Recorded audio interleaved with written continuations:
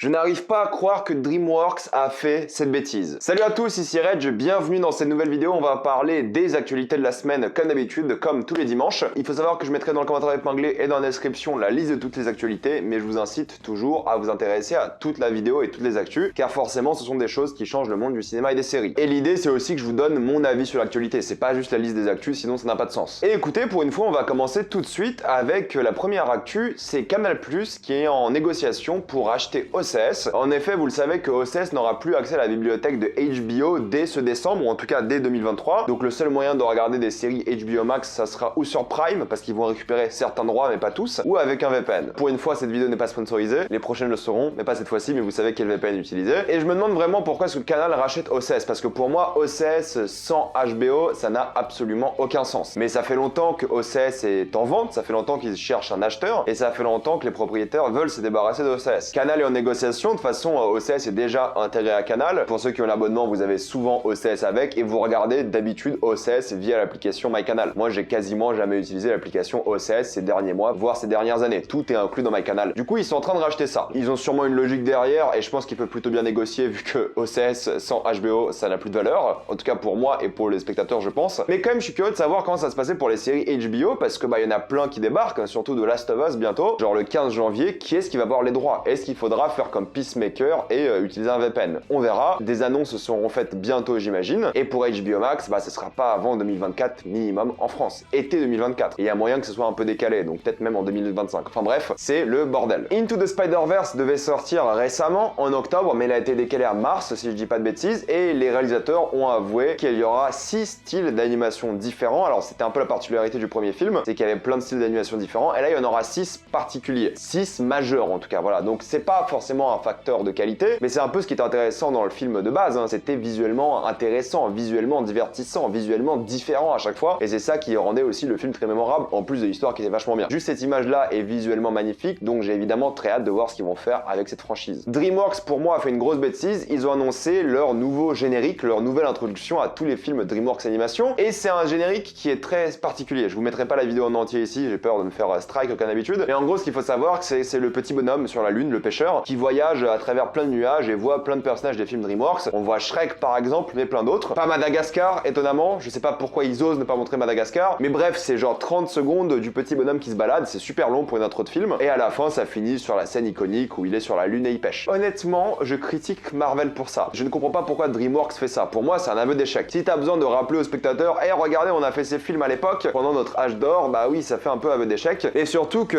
l'intro de DreamWorks, je suis désolé, mais le petit bonhomme sur la lune qui pêche, c'était peut-être l'introduction de cinéma la plus culte de ces dernières années. De ces 20 dernières années, quand tu penses à une intro de cinéma, quand tu penses à DreamWorks, tu penses au petit bonhomme. Et c'est fou de se dire qu'ils ont gâché ce moment-là où t'avais juste le petit bonhomme, qui était simple, rapide, efficace, par toute une intro à la Marvel, où ils introduisent plein de nouveaux personnages comme si c'était un Cinematic Universe. Pour Marvel ou DC, ok, parce que c'est un Cinematic Universe, mais alors là, je ne vois pas l'intérêt. J'espère que c'est juste une intro d'anniversaire qu'ils vont faire une fois en mode spécial, mais je crois que c'est même pas un anniversaire, c'est genre les 28 ans de la boîte ou un truc comme ça. Enfin bref, je suis quand même assez déçu de ce qu'ils ont fait là, et ça gâche un peu la magie de l'intro, et j'espère qu'on va pas se taper cette intro pour le prochain film qui sort, le chapeauté. 35 secondes de ça, mais faut arrêter de déconner un petit peu quoi. Bref, je sais que je chipote, c'est pas grand chose, mais je trouve que ça perd un peu son identité, et ça essaie de faire trop à la mode, et oui, je critique un peu Marvel pour ça. Mais bon, j'avoue que je suis quand même déçu quoi, de cette intro nulle, tout simplement. TF1 et M6 se retirent de la plateforme Salto, et c'est probablement la fin de Salto. C'est dommage parce que Salto avait quelques séries exclusives plutôt cool, mais globalement oui, ça n'avait aucun intérêt, on est d'accord. Ça a à peine duré quelques années, donc ça m'étonne pas que la plateforme ferme bientôt. C'est pas encore officiel je crois, mais si toutes les chaînes se retirent, ça n'aura plus aucun intérêt. Et de toute façon, il y a trop de plateformes. Vouloir concurrencer en France avec une plateforme de streaming, ok, mais il faut le contenu déjà. Et le contenu qui est diffusé par M6 et TF1, c'est pas du bon contenu pour lequel les gens veulent payer. Donc si Salto ferme, honnêtement, j'en ai un peu rien à faire. Dommage pour les gens qui étaient employés, qui bossaient sur Salto, mais honnêtement, pour le contenu, bof quoi. Terrifier 2 va sortir au cinéma en France le 11 janvier. C'est un énorme carton, entre guillemets, parce que le film a coûté 250 000 $,